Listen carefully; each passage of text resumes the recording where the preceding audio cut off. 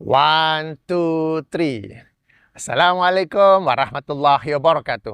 Telah sampai kepada saya sebuah video di mana Ustaz Muhaizat ditanya kenapa apabila beliau menyampaikan kuliah-kuliahnya tak diberikan dalil. Ayuh kita dengar jawapannya.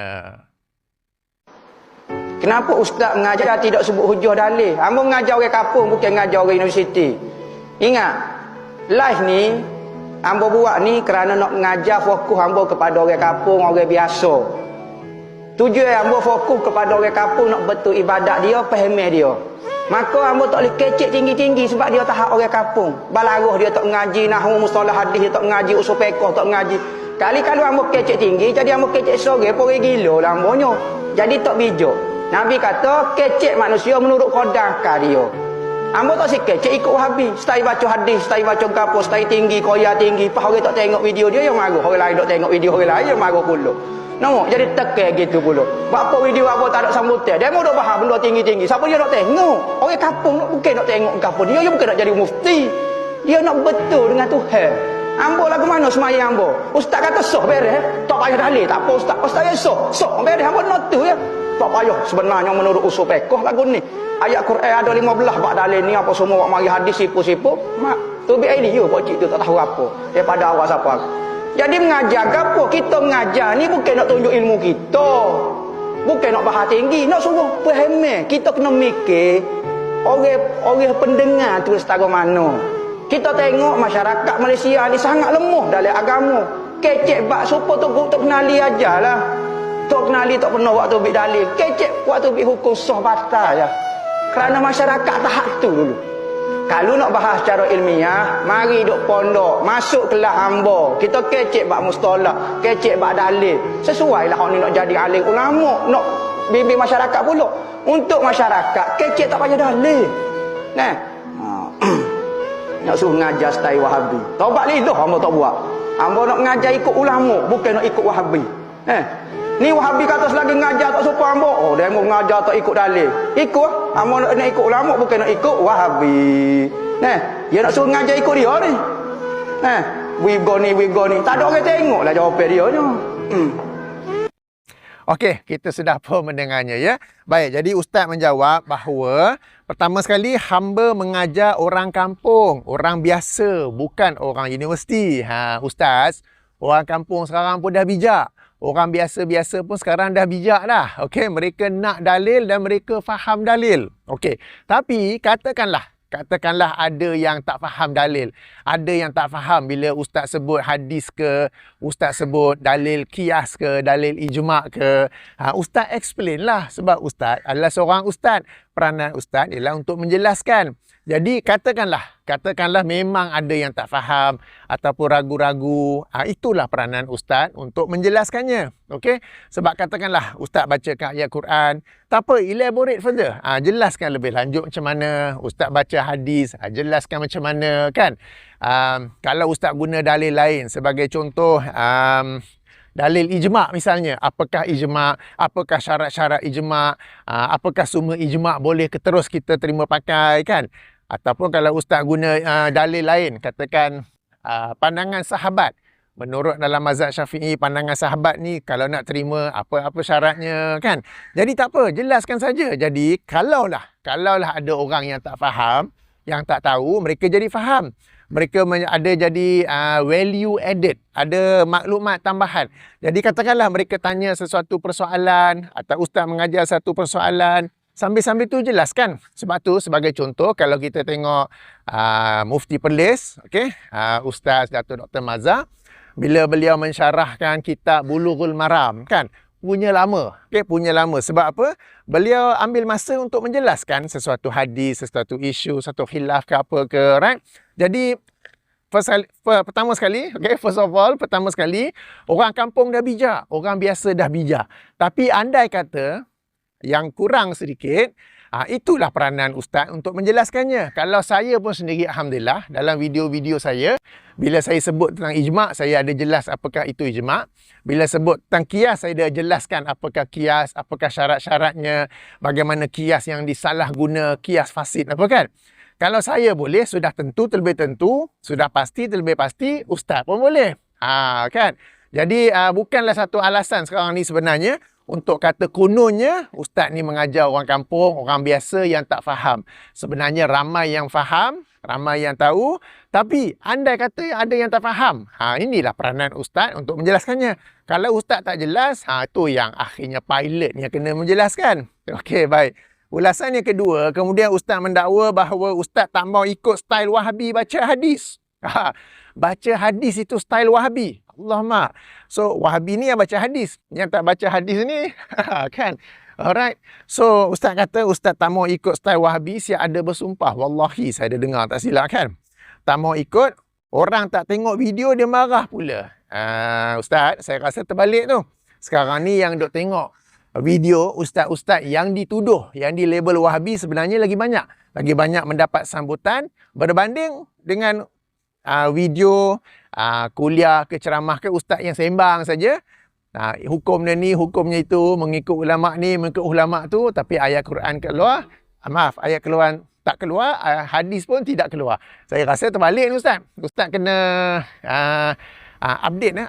Okay? Ini tak tahulah statistik mana yang ustaz kata kalau ikut style Wahabi baca hadis, orang tak tengok video, marah pula. Tak ada, saya rasa ustaz yang marah. Sebab sebelum ini saya ada react video ustaz yang tentang Wahabi, yang mana dalam video tersebut ustaz yang marah kepada orang kampung sebab sekarang ni duk ikut kepada kuliah-kuliah, video-video, sama ada video ataupun kuliah live ustaz-ustaz yang dituduh, yang dilabel sebagai Wahabi. Okey, saya tak ingat video yang mana, tapi saya tahu. Okey, saya ingat ada dalam video tu ustaz kritik Wahabi. Kemudian ustaz marah orang kampung yang sekarang ni banyak duk ikut Wahabi. So sekarang ni siapa yang sebenarnya marah?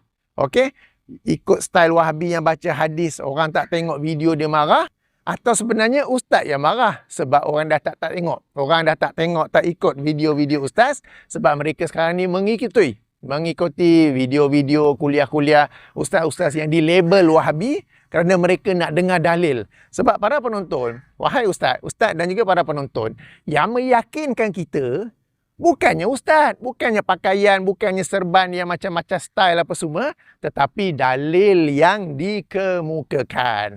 Of course, sudah tentu terlebih tentu, sudah pasti terlebih pasti kita nak dalil itu dikemukakan oleh seorang ustaz macam Ustaz Muhaizat. Tapi kalau ustaz tak kemukakan dalil, akhirnya pilot lah yang kemukakan dalil. Okey, baik. Okey, kemudiannya ustaz kata orang kampung tak tengok. Ni saya dah sebut tadi. Ustaz sendiri dalam sebuah video lain yang saya telah react, ustaz sendiri marah kepada orang kampung kerana mengikuti video-video kuliah-kuliah para asatizah yang dilabel, yang dituduh sebagai Wahabi. Alright. Kemudian ustaz kata kalau nak ilmiah kemukakan dalil apa semua tu, kena masuk pondok dan kena ikut kelas ustaz. Betul ke kalau masuk pondok tu dia ilmiah? Betul ke kalau ikut kelas ustaz tu menjadi ilmiah ada dalil? Tanya saja. Sebab sekarang ni pun, sebab saya pun ada react kepada persatuan guru-guru pondok yang marah sebab orang sekarang duk ikut Wahabi, tak nak belajar pondok lagi dah. Kenapa orang ikut Wahabi? Macam ustaz sendiri kata, style Wahabi ni baca hadis. Sebab tu mereka tak ikut ustaz pondok, tapi ikut yang ustaz-ustaz yang dilabel Wahabi tu. Okey. Saya ada 2 video saya react kot kepada persatuan guru-guru pondok, tok guru pondok yang mereka marah orang sekarang duk ikut kepada Wahabi, bukannya kepada style sekolah pondok mereka itu. Baik, di sebalik semua penjelasan ustaz tu, saya terfikirlah. Okay, saya terfikir ataupun saya bimbang. Saya bukan membuat tuduhan yang confirm ya, saya bimbang. Takut-takut ustaz yang tak tahu dalil sebenarnya. Ustaz Muhaizat yang tak tahu dalil. Lalu cuba backup dengan kata saya ajar orang kampung, saya ajar orang biasa, mereka ni tak faham dalil apa semua tu kan. Saya bimbang. Okey, saya bimbang kalau ustaz yang tak tahu dalil. Dalam sesuatu isu tu nak bincang dalil ni, dalam hal ini ada 2 pandangan. Pandangan A mengikut dalil ini, pandangan B mengikut dalil ini. Sebagai contoh, baru-baru ni saya ada react pada video ustaz, di mana ustaz telah menyandarkan satu hadis kepada Al-Imam Al-Bukhari. Padahal hadis tu bukanlah Sahih Al-Bukhari, tetapi dikeluarkan oleh Imam Abu Ya'la dengan darjatnya yang dhaif, munkar, dan pentahqiq kata boleh jadi maudhu' pun. Okey, ini satu contoh. Ustaz menyandarkan satu hadis kepada Imam Al-Bukhari, padahal hadis itu tak ada dalam Sahih Bukhari, tetapi ada dalam Musnad Abu Ya'la. Dan saya nak bawa contoh lain. Contoh lain, okey, Ustaz sendiri baca dalam rakaman yang kita dengar tadi tu. Okey, Ustaz berkata, Nabi kata maknanya hadis ya. Nabi kata kecek manusia menurut kadar akal dia. Okey, keceklah manusia maknanya berbicaralah kepada manusia mengikut kadar akal dia. Okey, Ustaz bagi dalil kan? Okey, baik. Hadis yang Ustaz sebut tu kita boleh semak dalam aplikasi semakhadis.com seperti mana yang saya tunjuk di sini. Teksnya bermaksud tidaklah kamu berbicara terhadap satu kaum dengan satu perbicaraan yang tidak dapat dicapai oleh akal mereka, melainkan perbicaraan itu menimbulkan fitnah terhadap sebahagian mereka. Ini teks yang penuh dan ia sebenarnya adalah satu hadis yang mungkar. Bukan dhaif ringan-ringan, dhaif jiddan. Kalau mungkar ni dhaif jiddan, okey, dhaif jiddan. Nampak tak? Ustaz bagi dalil. Tadi tu yang hadis Sahih Bukhari tu video lama. Yang sekarang ni Ustaz sendiri sedang jelaskan yang Ustaz tak nak bagi dalil sebab orang kampung, orang biasa tak boleh faham semua tu. Ustaz baca hadis, Ustaz kata Nabi yang kata bicaralah, keceklah manusia menurut kadar akalnya. Itu sendiri adalah satu dalil yang mungkar, hadis mungkar. Macam mana ni Ustaz? Sebenarnya dalam hal ini memang ada, tapi ia adalah asar, ia adalah perkataan sahabat. Sebagai contoh, dalam Sahih Al-Bukhari nombor 124 atau penumbran lain hadis nombor 127 daripada Ali bin Abi Talib. Ali yang berkata, bukan Rasulullah bersabda, Ali yang berkata, maksudnya berbicaralah kepada manusia dengan apa yang ya'rifuna, apa yang mereka ketahui, apa yang mereka dapat faham. Okey, apakah kamu menyukai bahawasanya mereka ini mendustakan Allah dan Rasulnya. Maknanya kalau kamu bincang sesuatu yang mereka tak faham, di luar jangkauan akal mereka, mereka akan mendustakan. Takkanlah Allah kata macam tu. Takkanlah Allah bagi hukum macam tu. Takkanlah Rasulullah bersabda macam tu kan. So memang ada Ustaz. Tapi ia adalah asar, ia adalah kata-kata sahabat, yang ini Ali bin Abi Talib radhiyallahu anhu. Sama juga kalau kita tengok dalam Sahih Muslim, bahagian mukadimah ada satu lagi kata-kata seumpama daripada Abdullah ibnu Mas'ud radhiyallahu anhu. Tapi ingat, ia adalah kata-kata Abdullah ibnu Mas'ud, bukannya sabda Rasulullah SAW, yang maksudnya lebih kurang sama. Yang ini berbicaralah dengan manusia mengikut kadar kefahaman mereka, kadar pengetahuan mereka. Dalam konteks ini betul. Alright, so Ustaz nak bagi dalil satu hadis yang Ustaz baca dalam jawapan tadi tu, hadis yang mungkar. Okey, yang sahih ada, tetapi ia adalah asar sahabat, bukannya sabda Rasulullah sallallahu alaihi wasallam. Dan tentang asar ini, okey, berbicaralah dengan manusia mengikut kadar ilmu kefahaman mereka, ya. So kalau mereka tak faham, kita explain. So kalau Ustaz nak baca hadis, Ustaz bimbang dia orang tak faham, Ustaz explain lah hadis tu apa.